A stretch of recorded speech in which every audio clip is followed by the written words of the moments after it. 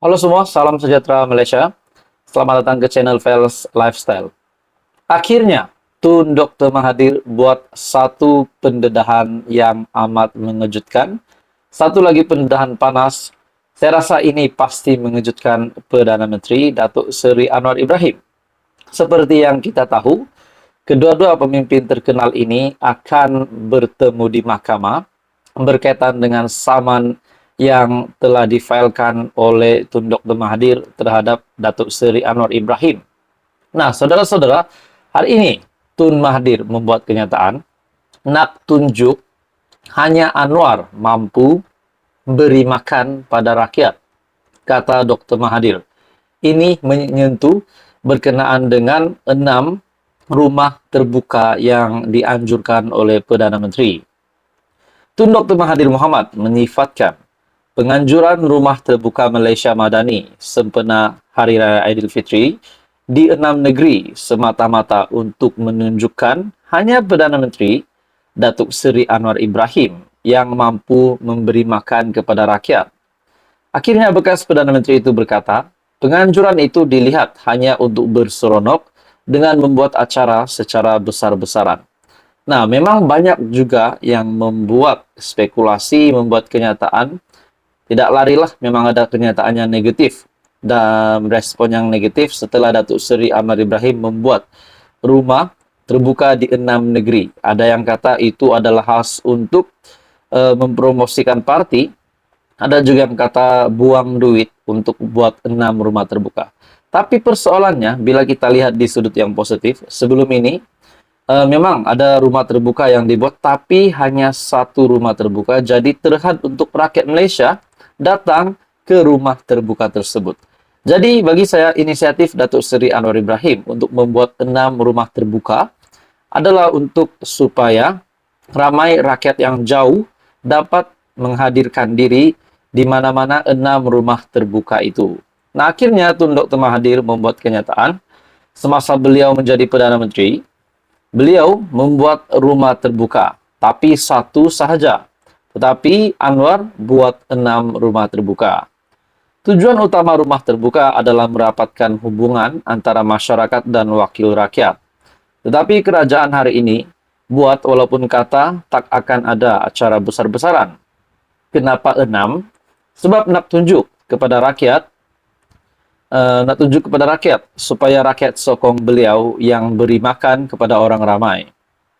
Turut hadir Presiden Parti Pejuang Tanah Air Datuk Seri Mukris Mahathir, Ketua Setiausaha GTA Datuk Marzuki Yahya dan Adun Jeram Muhammad Syed Rosli.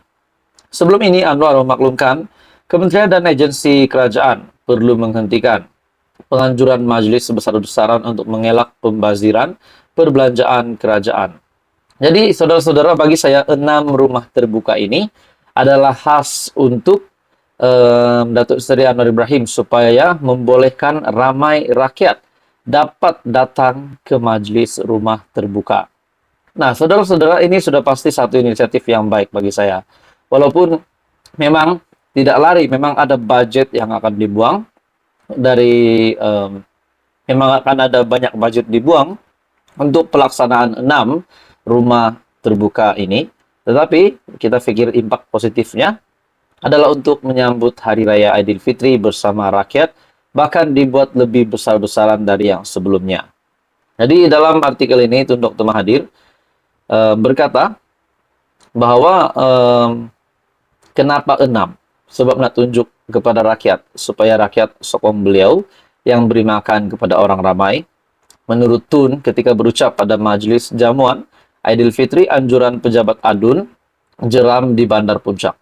Jadi saudara-saudara, itu adalah kejutan terkini dari Tun Dr. Mahathir kepada Perdana Menteri Malaysia Datuk Seri Anwar Ibrahim.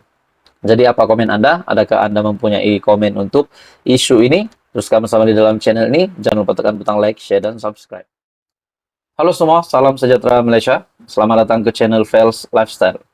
Setelah kita dikejutkan, ataupun mungkin ada juga menganggap ini adalah berita baik setelah Tan Sri Azam Baki ataupun Ketua Pesuruhjaya SPRM yang dilanjutkan kontraknya selama setahun lagi untuk menjadi Ketua Pesuruhjaya Agensi SPRM. Nah, saudara-saudara, tuan-tuan dan puan-puan, ramai juga yang bertanya kenapa beliau dilanjutkan kontraknya. Akhirnya setelah diperkenan oleh Yang di-Pertuan Agong, akhirnya Tan Sri Azam Baki meneruskan hikmatnya sebagai KP SPRM, Suruhanjaya Pencegahan Rasuah Malaysia.